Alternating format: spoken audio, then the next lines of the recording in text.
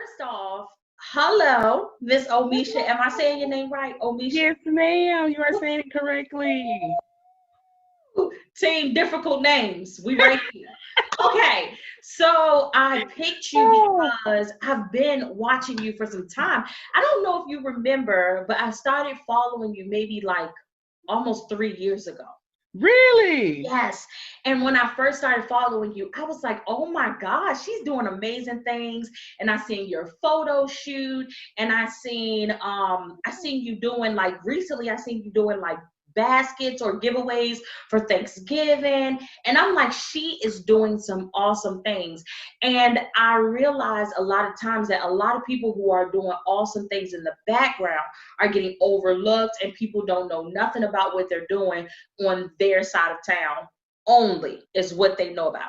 And so I chose you Oh, today is because I realize how much of an impact you are making in your own area in your own right. And I wanted to share you with the world because other people need to know what you are doing and also need to know how to be a part of what you are doing. And if they would love to donate, why not? So why that was not? the reason why I chose you. So now tell the people, introduce yourself to the people and tell them a little bit Oh. about So, my name is Omesha Adams. I work in education. I work in the SPED department of fourth and fifth graders. I also am a part of a company called the Think Up Group. And I do content marketing and I do client relations yourself. Yes. for this amazing coach. Her name is Dr. Jenna Dyson. I'm also in partnership with none in partnership with two nonprofit organizations. They Okay. are called an Angel of Mine Foundation. We do grief support for widows and single parents, mothers and fathers who have lost someone or just being a single parent. My best friend lost her husband Okay. 2 years ago, and so she started this nonprofit, and I came aboard as community outreach and marketing. And then I have another friend that I do the same community outreach and marketing for her nonprofit. It's BNP Transitional Care Trans. What is it? Charities and nonprofits, and so they do transitional living for inmates who come out of the prison system. Yeah, she does it for people who come outside of the prison system who just don't know how to transition. And so we help them with living and we help them like find the jobs. I also partner with my mother Yes. and her company, Four Sisters Creative Baskets LLC. She does all your like when you see my shirts and stuff that I wear, Uh-huh. like my personalized shirts, my body positive shirts, all that. My mother makes them for me. Yes, she Wow. does. She makes all of those things for me. My cups, my shirts, anything that I need, she makes them for me, and I wear them Proudly. Okay. very proud. So now listen, we know that you are a part of many things. So now can we get a little bit more background on the location of all of these services and are they beneficial to everybody? Could everybody use those services or only in your main locations? No, ma'am. This location, all of the locations that I am a part of are in Houston, Texas. Okay. But if you can find each and every one of these locations on Facebook and on Instagram. And you can Okay. follow me on Facebook and on Instagram to get more information. It's not Yes. just for the Houston location, it is for anybody who is grieving, who want to partner with us. Whatever we Yes. can do to help, we are going to help. We are willing and able to help because not everybody who's even been in prison or whatever, they might be from Washington but got sentenced somewhere in Texas. You're going to need somewhere to go if you can't go back home. So we're Yes. all about helping any and everybody. So it's not just Houston based. We're just located in Houston. And my mom, she ships around the world. Okay. Okay. That So makes it great. with you being involved in all of these different things, how are you balancing everything? Because that's a lot of services that you guys offer or that you are a part of. So how do you balance it all? No sleep. Did you It's many days of say it's it's many days of no sleep. But I've always been no? that Wow. girl for late nights and early mornings. My friends can Okay. tell you I'm late nights and early mornings. I go to bed late and I get up Uh-huh. early in the morning. I try to do everything. Wow. I'm very, very scheduled. So I have to Okay. schedule everything. So if I'm going to work on Yes. um, the Angel of Mind nonprofit, I'm going to work on it Tuesday and Thursday. Okay. BNP Monday and Wednesday. My mom's business on Friday. So I have Saturday and Sunday off. Sundays are designated for church. Saturdays are designated for whatever needs to be Yes. planned during the week. So I'm very, very scheduled. Even when working in the school district, it's still a balance because, Yes. again, we're virtual and not virtual, but everything is on the computer like this. So as I'm teaching and I'm working, I'm still sending out emails. I'm still, Yes. having that person-to-person touch with Uh-huh. clients from the Think Up group. So it's Okay. exciting. It's just if you want, I'm working for the life that I want, not the life that I have. Come on. That was good for the life that you want, not the Not life the that life you that I have. have. Right. So is that one of the things that keep you focused when it get hard? Because what a lot of people don't talk about is when you are a person that is a multitasker and you are doing this, and this, and this. How do you stay motivated? It's the life that I want, not the life that I have. I Wow. was raised by a single mom, and I saw my mom work, Wow. and I saw my mom work. I still see my mom work. And Yes. I'm like, if I just have that type of drive to Hmm. work, work, work, work, work, even if I don't have, because I don't have kids. We were my mom's motivation because she had kids. I don't have Okay. kids, but Okay. I have nieces and nephews, and I Uh-huh. have a younger sister who's only 18. I want to be that example. If she sees us working, and we do what we need to do to get where we have to go, that's all the more reason to keep pushing, keep fighting. Wow. So now, before we get to that, because you know I'm gonna dig just a little bit. It's Um, okay. I want to ask, do you feel like being a part of the school system help you keep everything organized? Does that side of the like what you do? You know how once you learn a structure as a teacher, you learn a structure. Do you think that that plays a part on how you're able to stay structured in all that you do outside of your main job? No, I was always a structured person. Okay. I'm the one person in my family that they can take. I'm always on time. Or if I'm not on time, I'm 5 minutes late. The only person. Love it. Okay. The only So person on so time. now you said you were raised by a single mom. Yes, So ma'am. how does that impact you today? Uh, it impacts me today because I don't want to struggle. I don't want that side of, you know, losing sleep or struggling or what bill am I going to pay today or what's going on. It really pushes and motivates me. I look at her and she's such an amazing woman. I just look at all that growing up like if she did it with kids, I know I could do it with no kids. Yeah, yeah, yeah. Now with everything that you assist with your mom, do you think that that helps make you guys closer? And if so, what would you say to someone who decides, should I work with family or should I not? Because that could be a little iffy sometimes. Now let me tell you this. When working with family, it's gonna be real for a little bit. Working with family can be challenging, whether it's your mom, your sister, whomever it is. You just have to have that relationship with that person that you want to work with. You Yeah. can't work with your cousin, three people down the line that you met at the family reunion on Tuesday. You know nothing about that person because that's where it gets tricky. If you go, just saying, if you're gonna work with your mama, you already know your mother's traits. If you're gonna work with your sister, you already know your sister's traits. You just know if something happens, then you have a blow up, you breathe and you move around. But working with family is fine.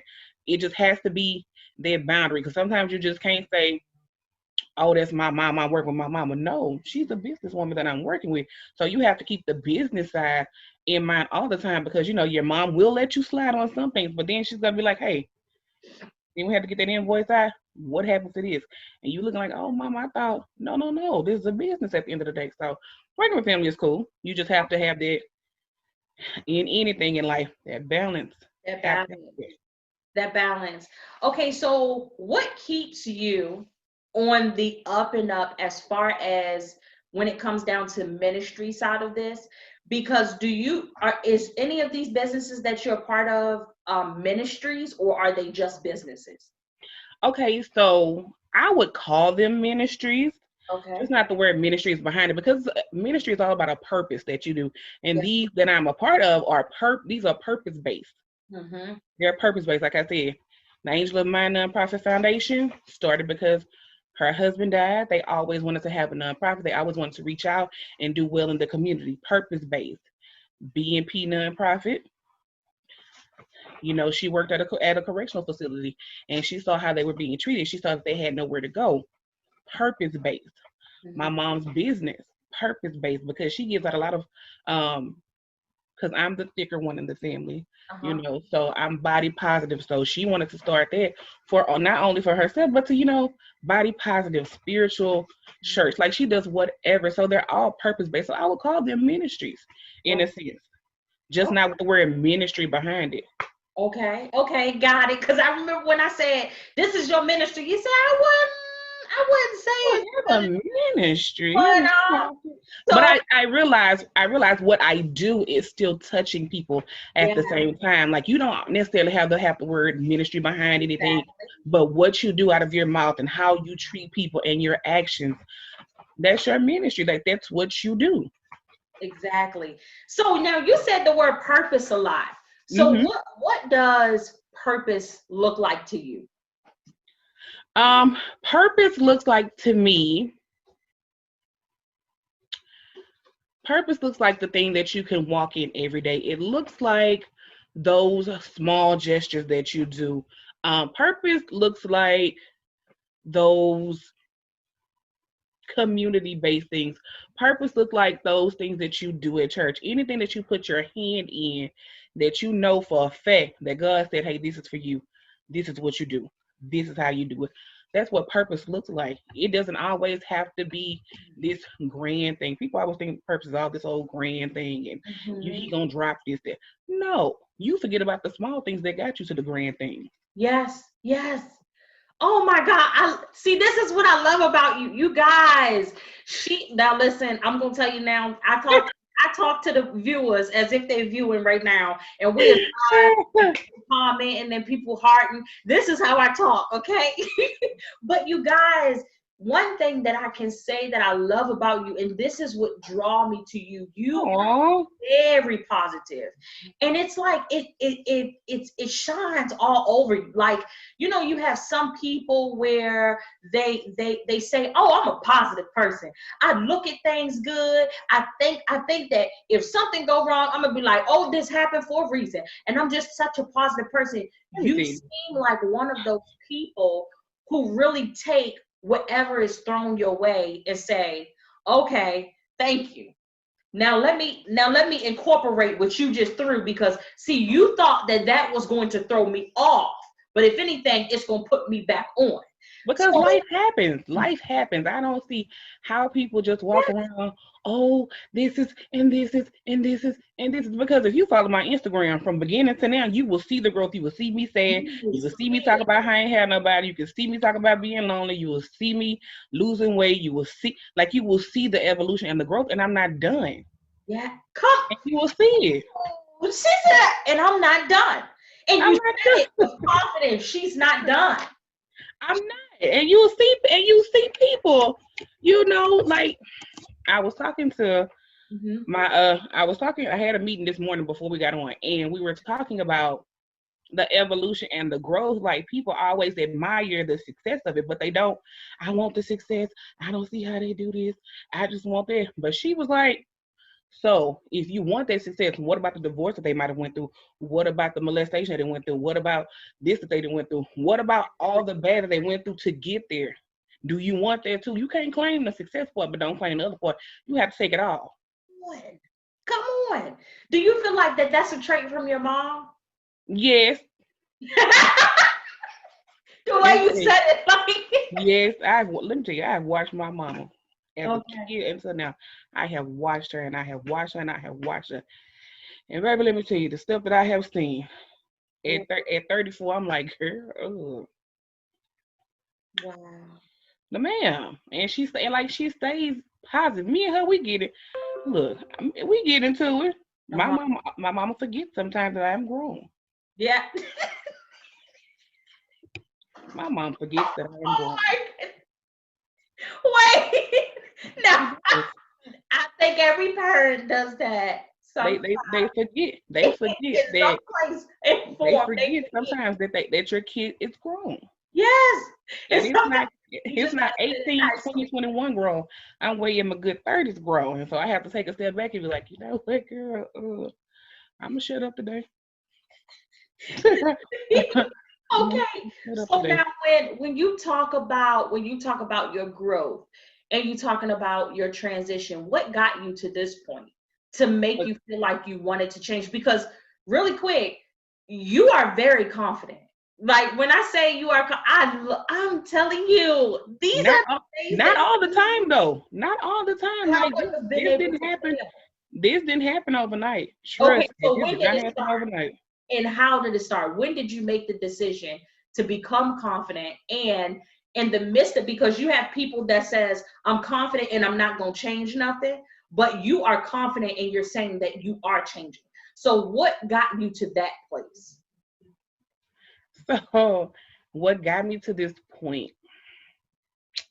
About 2, 3 years ago. That's what I said. This just started. Like, I've always, most people couldn't tell when I was growing up. You couldn't tell, but Okay. I knew it was a struggle within me. I put on this whole facade like I'm this. But there were Okay. some things about 2, 3 years ago that I had to deal with. Like, I really had to cry, and I really had to lose myself, and I really had to, like, I there was just some things in my life like I really had to deal with, and I really had to just lose, like, completely lose myself, like, Yeah. bottom up, lose myself. And I was like, you know what? Nah, we not gonna do this. Okay. You want to lose some weight? Let's do it. You want to do this? Let's do it, because nobody's gonna make you happy but you. God can tell you you're beautiful, you're this. He can send you signs. This is another. He can, but if it's not in you, if you don't have that mindset shift, if you don't have that focus, because there are days where I look at myself and I'm like, okay, well, this is what we're gonna do today to make it better. Like, I still have to pep talk myself. Wow. This didn't happen overnight, and there are going to be. I've always been a big girl. I've always been a chubby girl, and I still have those chubby girl scars. Like that. Let's don't get it twisted. I still have those chubby girl scars, Yeah. but you Okay. have to pep talk yourself. You have to tell yourself you're beautiful every day. You have to write your affirmations down every day. You have to do Yeah. those things. It's a mindset shift. You have to. You Yeah. have to. Other than that, you are going to be stuck. And I refuse in this season to Yes. stay stuck where I was versus where I'm going. So we're not gonna do that. Wow, that goes back to what you said. I'm working for my future, not for my now. Mm-hmm. But when you just said I had to lose myself. Do you know that song by Marsha Ambrosia? I had to lose myself to love you better. And people, I mean, when you hear a song, you can hear a song, and depending on where you are in your life, in your situation, it can minister to you in any format. So when you just said I had to lose myself, and and instantly I thought about that song when she said I had to lose myself so I could love you better. Yeah. But you could be you. You could be the, Mhm. you know what I'm saying? So you lost everything that you thought in order to be, better. So now when you talk about losing yourself, you had to make a decision. Was it hard? Was it people that was around you that supported you? And if it wasn't, like, how do you push through? Like, because this is a question that some people may ask. How do I push through my non-supportive state of wanting to change or transition? So you push through. You, like, for me, my mom and my family, they've always been supportive. Some people wasn't so supportive. They thought I had changed. They thought I was being another person, but it wasn't that I was being another person. I was becoming who I'm supposed to become, and Yeah. I'm still becoming who I'm supposed to become. So it's not that I changed. Is that you saw the change in me? See, they felt comfortable with that girl who didn't like herself. They felt comfortable over there. Mm. See, when your people around you get comfortable with the person who don't like themselves, when they start to see you change and they're not growing and changing with you, then it becomes a problem for them. And that's where you have to say, you know what? You weren't supposed to be in my life no way. So it's okay. I'll cry about it. It's okay. I'll cry about it. Because trust me, I've had many days I've cried. I've lost friends. People have come back. I have lost them again. It's okay. It's okay. You get back up again. Like Donnie McClurkin say, what you get back up again. Mm-hmm. No matter how far you fall and you get back up again.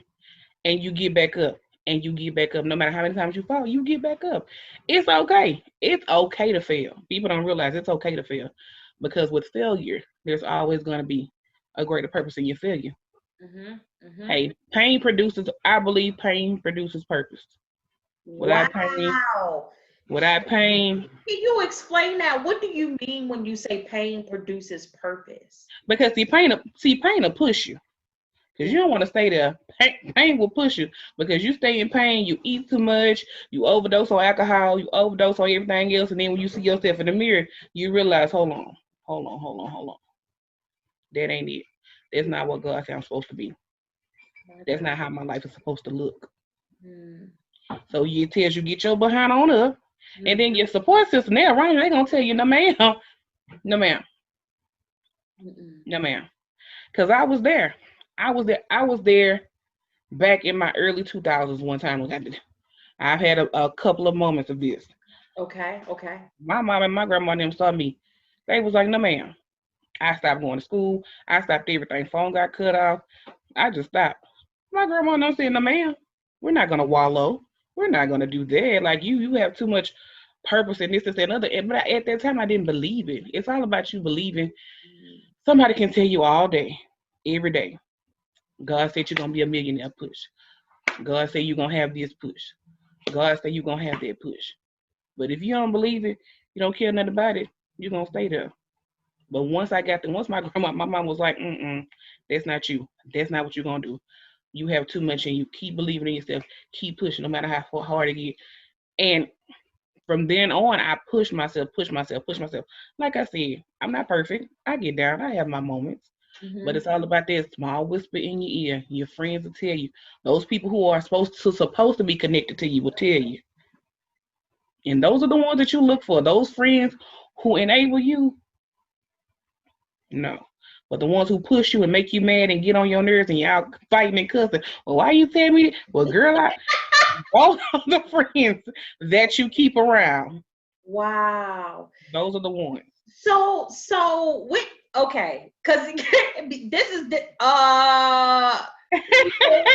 there is going to be a part two. I mean, I just want to let y'all know ahead of time. Come This on, part two. this I has did a been, two-parter. we did a two-parter because this is the thing. It's like when I go to interview, I'm thinking that we're going to talk about something totally different, but I hear so much other things, and it's like literally I can hear so much other things. It's like you have so much to talk about that can help so many people, and this is one of the reasons why the impact interviews is so important because it's like you have stuff and I remember someone said this to me before. She said, you no longer feel like you're walking in success because you've already reached who you can reach. Now, what happens is now that I do what I do and you do what you do, now I'm making an impact on the people that's connected to you that's gonna watch this.